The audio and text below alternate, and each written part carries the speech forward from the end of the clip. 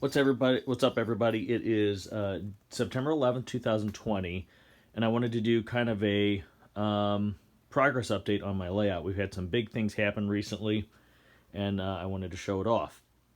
First, we'll start with the electronics. As you can see, we've got the Raspberry Pi booting up. I'm running an ESU system. I've gotten rid of all of my Digitracks except for like one DS64. The ESU is hooked up to JMRI on a Raspberry Pi. And then the track power goes out through my RR amp meter, which we see kicking in right now. 13.8 is as low as I can get it on the output track voltage. Track voltage then goes through it's split between two PSX circuit breakers, and these things are really cool.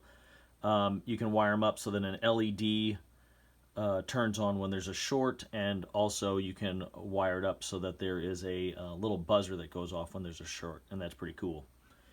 It's split, and then it goes through this box I made, and inside this box is two HO decoders, one for each one for each line. And what you can do is flip these switches to DC, and you can use your DCC throttle to run DC. So you dial up, let's say, red line 11 on your throttle, and it will come in and then go through the the HO decoder, spit out a DC signal, and it goes up to the layout. So you can run DC locomotives with a DCC throttle. That's pretty cool. We don't do it very often, but we have the capability. Speaking of throttles, these are all the throttles we use. We've got the ESU throttle right here. We've got just a cheap Android phone. Cheap as in price, but this Android phone is really nice. So we use that for a throttle. We got the TCS throttle, which I really like. It's my favorite. And then another Android phone. We use all Android phones. They're much better running than what you can get with an iPhone. From there, the wiring is all 16.2, and there's 3 bus lines, a red and a yellow, one for each line, and then what I've called a blue line, and it's going to be 9-volt DC running around the layout for accessories.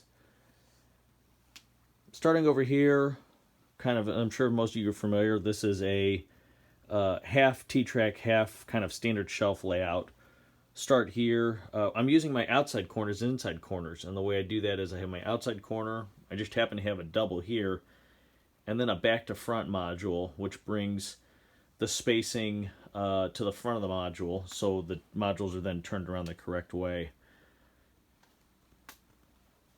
Here's the inside corner, and on the on either side of the inside corner, you see I've got the track kind of up on stilts. In the future, there will be some custom modules put there. They'll have 33mm spacing, but the width of them will not conform to anything T-track. They just have to be kind of custom-made modules to go in to make up the distance in the layout. Kind of thinking of it right now, you can kind of see the bus wiring running underneath the modules. There's bus lines as well as some blue and white feeders running there. For feeding, I have put tridents kind of around the layout, and they're tapped in to the bus lines, and here's one right here.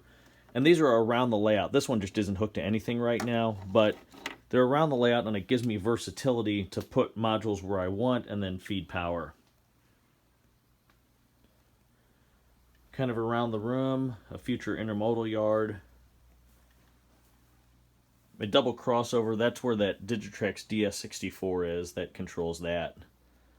And then a front to back, and then I can use my outside corner as an inside corner here. Quick bridge, and then a tunnel which goes behind the bed, which has a removable top. And then the other side of the layout is kind of your standard shelf layout, 3/4 inch plywood with 2-inch foam, and then the Unitrack on top. And right now the Unitrack is just sitting there. It's not glued down yet. It's kind of a nice feature of Unitrack that you can kind of scab in what you want, and then if it's not what you like, you can pull it out and redo it. My son and I originally wanted this to be kind of more of an industrial area with sidings, and the more we ran our trains, the more we realized we needed a yard. So we kind of maxed it out as far as yard spacing. Here's a custom cut double crossover using number 6 switches, and that had to be all custom done. It was quite a feat, and I'm happy how it turned out. And then the bridge, you might remember from the old layout, exists still.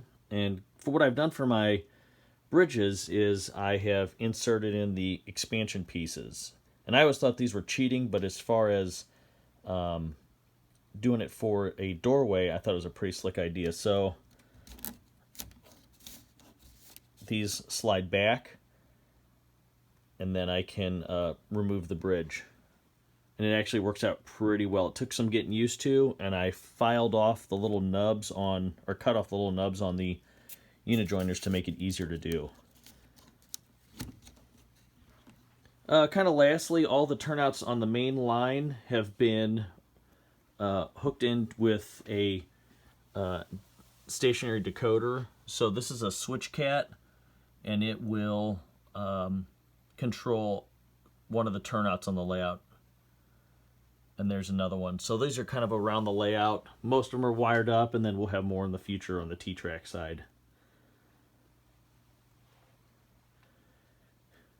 It was pretty important that I be able to use most, if not all, of my T-Track modules on the layout and still have mainline running operations. Thanks.